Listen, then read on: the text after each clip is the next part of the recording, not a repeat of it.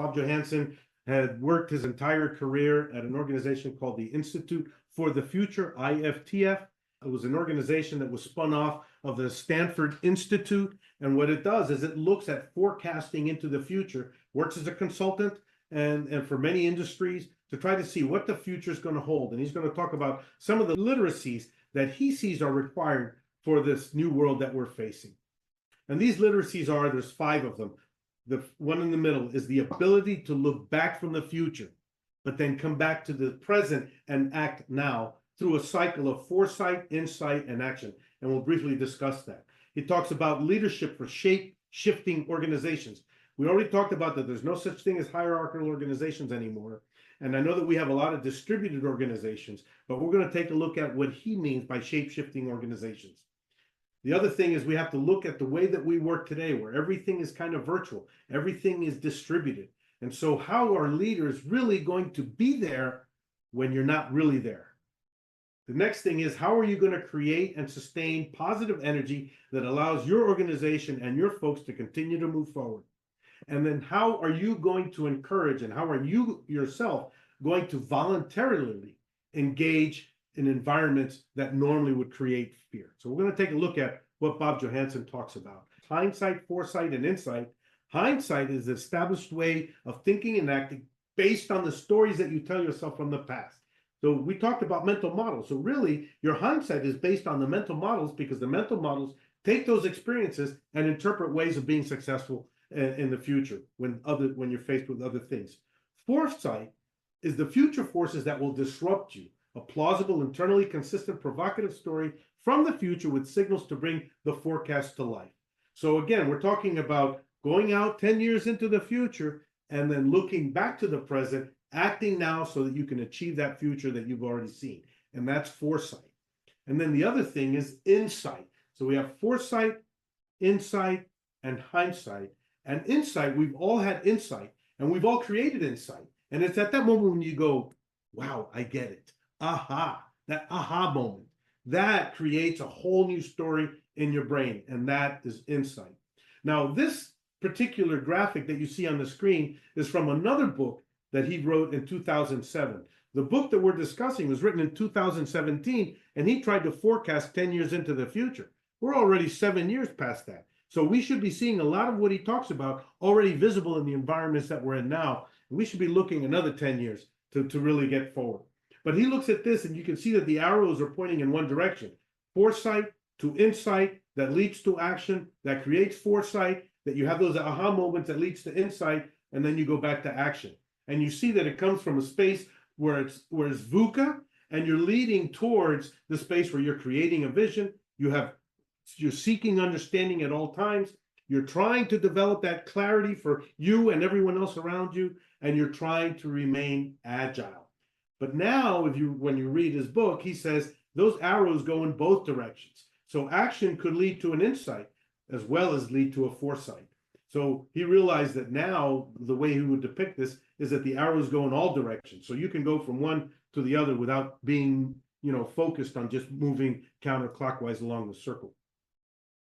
And so he talks about looking 10 years into the future, which we all think can be a real challenge. And it's a way to come up with a forward express end state that provides a lot of clarity and that you can tell it as a story. So that's the big thing. And here it says the best way to lead in a disruptive world is to be very clear about where you're going, tell a great story about it, and then be very flexible as to how about you bring that future to come to life in your organization and in your world.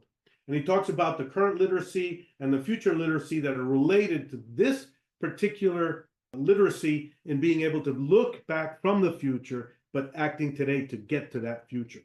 Now, he had written a book beforehand that identified 10 leadership skills that everyone needs to have. And what he did is he came up with these 5 literacies. And then what he did is he associated 2 of those 10 skills to each of the literacies. And so these are the 10 future leadership skills that he discussed in his book, Where Leaders Make the Future. And I think that book is from 2014. So he talks about these 10: maker's instinct, clarity, constructive depolarization, immersive learning ability, bioempathy, dilemma flipping, quiet transparency, rapid prototyping, smart mob organizing, and then commons creating. And the two that are associated with looking back from the future are clarity and dilemma flipping. And clarity means the ability to see through messes and contradictions to a future that others cannot yet see. So that's why you need to do it as a leader. And the dilemma flipping, and remember, a dilemma is kind of a problem that has no solution. So you can't find the solution, but working towards the dilemma allows you to create a lot of paths forward that help you get to that future that you need. But the dilemma flipping is defined as the ability to turn dilemmas, which unlike problems cannot be solved, into advantages and opportunities. So by looking at these dilemmas, instead of focusing on the dilemma, look back from the dilemma and say, well, what are the advantages of taking a look at this dilemma, and what are the opportunities that it presents? So we're going to look at voluntary fear engagement, and these are the current literacies of what those are. Current literacy: serious companies and successful leaders don't play games. He talks about the iterative process that these young folks that we see in the gaming world are developing as a mindset, as a way to learn. And I'm always amazed by my 10-year-old nephew. Matter of fact, I was at his house yesterday having dinner with his parents and my wife, and he's playing games. He's a real gamer at 10 years old, and he understands the rules and he understands how to make things. But the funny thing is, he was playing a game and he would constantly tell me, hey, Alberto, look at how I realized that this particular course of action that I had taken in the past led me to a dead end. So I lost my life there. But now I have another life, and I know not to make that left. I know not to make that right. So these gamers are engaged in an iterative process where they know that the only way that they can get better is to learn from every single iteration that they do. So he says that in the future, we're really going to use gaming as a platform so that we can fail fast and fail cheaply. And especially with the mindset that our human resource will have at the time, they're going to be expert gamers, and they're going to be expert in this massive learning environment that the future is going to require.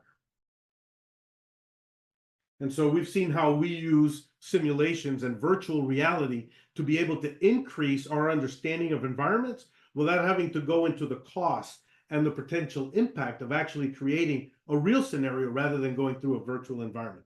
And we see these all the time, both in the military and in emergency response simulations. I know that annually there's a big kind of like a nuclear, chemical, biological disaster that is simulated that allows everyone to come together and kind of understand the process they would have to execute to be able to minimize the impact of something like that. And the two skills that are associated with those are immersive learning ability, which I've already kind of talked about, and rapid prototyping, which we've already discussed. The next one is leadership for shape-shifting organizations. And when we look at shape-shifting organizations, we can look at it in these terms. We know that we've come from a centralized environment to what was a decentralized environment that still led nodes into the hierarchy. Then we went to a distributed environment where all the networking folks involved in that distributed environment can reach out and talk to each other. And that's the way we're looking at. But now what we're talking about is a shape-shifting organization that's kind of like the distributed network, but think of it as a fishnet, that at times in the center, there might be some things that come up from a hierarchical perspective, but the real growth happens in the edges. And that's where the real leading takes place. And that's where they really need a leader working in a VUCA environment, because they're facing the real VUCA world at the edge of this organization. They're where the rubber meets the road. And that's where they really need the leadership to have that insight, foresight, and so forth, to be able to express leadership in a way that provides that clarity, but allows them to figure out the way forward. And that's where it's going to be really important. And the shape-shifting organization is because, the pressures of that organization are going to shift from one side to another, depending on what the edges are being faced. And that's what we're going to look at in the future. And so the two particular skills are constructive depolarization or depolarizing, and then commons creating.